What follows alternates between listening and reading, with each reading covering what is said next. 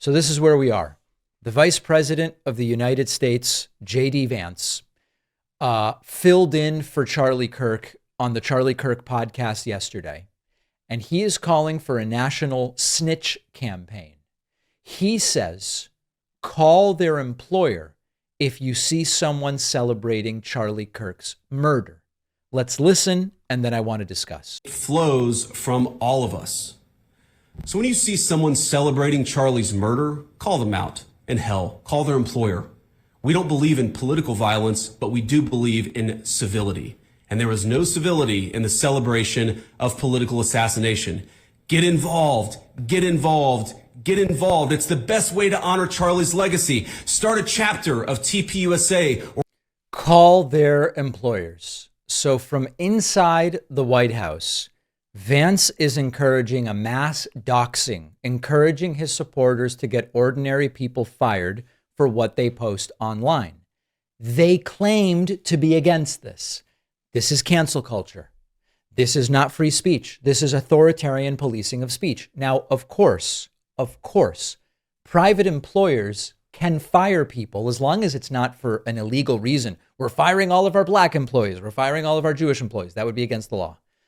J.D. Vance is not suggesting something that's illegal. J.D. Vance is suggesting something they claim to oppose.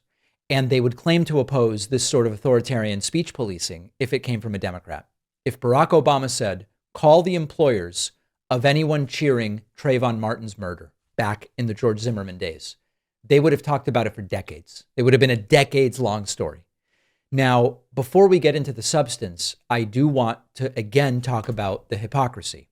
Because Stephen Miller was on the show yesterday that J.D. Vance hosted. We looked at the clip. And Stephen Miller said, we're going to go after the left for the doxing campaigns against conservatives. Miller said the conservatives are the victims. The conservatives are the targets. And J.D. Vance nodded along. And then J.D. Vance goes, oh, we're going to do it. We're going to do the same thing. Stephen, you're right. It's terrible how the left is doxing the right. By the way, to my audience, please go and dox these left-wingers celebrating Charlie Kirk's murder, which, by the way, statistically, there are almost none of. And in a country of 340 million people, you will, of course, find anecdotes of just about anything you're looking for. But there is no big movement to glorify the murder of Charlie Kirk. In fact, every serious leftist I know has completely denounced it. And so we go back to the authoritarian playbook. It's projection. You accuse your opponents of doing the thing that you want to do. Then you turn it around and do it yourself. And it's very dangerous. And where it gets ugly is that people have already been wrongly identified. You can argue whether this is a good or bad tactic if you get the right people. You could say, no, I think it's wrong or it's right, or social media, Walmart should be looking at every tweet or whatever. But we now have a Walmart IT worker in Maine who was suspended from his job because right-wing doxers decided he was mocking Charlie Kirk. Family fled his home. And it turns out that it was not actually this individual. And they have now had to go into hiding as a result of this. And the kicker, of course, is that the suspect, the alleged shooter in Charlie Kirk's killing, we don't have any reason at this point to believe that it was a left-wing extremist. The motive may have ended up something that overlaps more with left or right-wing ideology. We don't know. I'll tell you as soon as we do. I have no intent of hiding that at this point in time. But what we know for sure is he came from a MAGA family. His online footprint was this sort of like video game meme space. It wasn't Antifa. It wasn't a coordinated left-wing plot. At minimum, we know all of that stuff, but it doesn't matter because the right is using this to sort of get a blank check to justify a crackdown. Now, when we zoom in, why do politicians love this whole call their employer tactic? They like it because it chills speech. It gets people to censor. If you see that people's employers are getting called and that people are getting fired, you will be scared to post or talk or criticize. And it might right now be about Charlie Kirk, but in a month it might just be about Trump's tariffs or Trump's militarization of police or whatever. It creates this self-censorship, and that's the point. And J.D. Vance knows you don't really need to get that many people fired. You need people worried that they might get fired. And that's how you can control people without passing any law.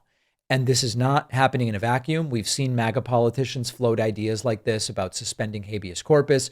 We've seen Trump talk about using the military against protesters. We've seen Stephen Miller talk about building a blacklist of journalists. And JD Vance takes it a step further, which is he's deputizing MAGA voters as soldiers in this culture war. And what they're armed with is an HR department. You know, I'm reading a book called Tunnel 29 about the movement to escape East Germany during the Cold War. And in East Germany, they had the Stasi, the secret police. And it was one of the most effective surveillance states in history. And it wasn't because they had awesome technology where they could actually monitor everything everybody was saying. They convinced ordinary people to spy on each other and to report on each other. And according to the book I'm reading, at one point, something like I believe it's 1 in 6 East German residents were informers, and they were informing on coworkers and neighbors and family members, even in some cases. And so this is how you control a population. You don't need the brute force, or at least not by itself. You make people afraid that their neighbors are going to turn them in. And the irony, of course, is that these are the people that have been screaming about cancel culture for a decade at this point. They spent years telling us they are the victims of unfair firings. People are losing jobs. People are suffering reputational damage. There's a mob pile-on. And the solution they now have is we're going to do cancel culture. So understand at its core, MAGA doesn't care about free speech. They care about power. If speech is restricted for them, it's tyranny. If your speech is restricted, it's justice. And it's how we build a better society. And if their people get fired, it's persecution. If your people get fired, it's accountability. That's the game they play. Where this leads, if we game it out, is that, you know, it's Charlie Kirk stuff right now that they want to weaponize and get people fired for. Next week, it'll be anybody criticizing Trump. Next month, it'll be journalists who are doing adversarial coverage of the administration. Anybody who questions the MAGA worldview becomes a target. And if you think that sounds extreme, just look at history. And we now have JD Vance, the VP. It has weight when he says this stuff. So the next time you hear MAGA talk about censorship or free speech, remember this moment. The bigger picture is they don't want to win the debate. They want to silence the debate and not even have one. And the longer we pretend it's politics as usual, the faster we slide to something very dark.